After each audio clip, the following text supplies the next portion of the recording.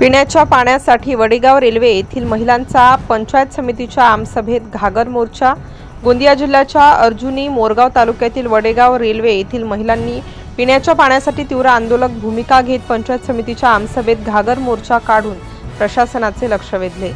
गेल्या 20 वर्षांपासून वडेगाव वासियांना पिण्याच्या पाण्यासाठी बोरवेलवरती अवलंबून राहावं लागत असून केंद्र शासनाच्या जलजीवन मिशन अंतर्गत काम निधी अभावी अपूर्ण आहे। नागरिकांच्या नळाला अजूनही पाणी आलेलं नाही, त्यामुळे जलजीवन मिशन योजनेचा उपयोग काय असा सवाल करत महिलांनी प्रशासनावरती संताप व्यक्त केला।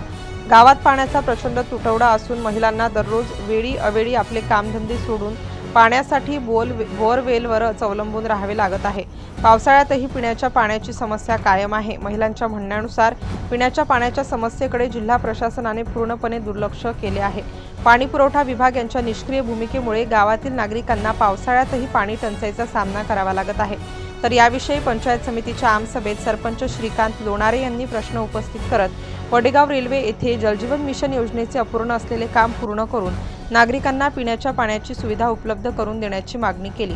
यावेळी घागर मोर्चात गावातील महिला मोठ्या संख्येने सहभागी झाल्या होत्या। माझं नाव श्रीकांत भिमराव लोणारे, सरपंच ग्रामपंचायत वडेगाव स्टेशन। मागील 1995 पासून वडेगाव स्टेशन इथं फक्त पाण्याची टाकी हे फक्त शोभेची वस्तू ठरलेली आहे। 1995 मध्ये तिचं काम सुरू झाला, तर आज काय 30 वर्ष झाली, 2025 मध्ये तिचं काम पूर्ण झालेलं नाही। तिचं काम पूर्ण झालेला तर त्यामध्ये पाणी नाही। 2013 मध्ये माझ्या माहितीप्रमाणे तिचा स्विच रूमचं काम झाला। स्विच रूम काम झाल्यानंतर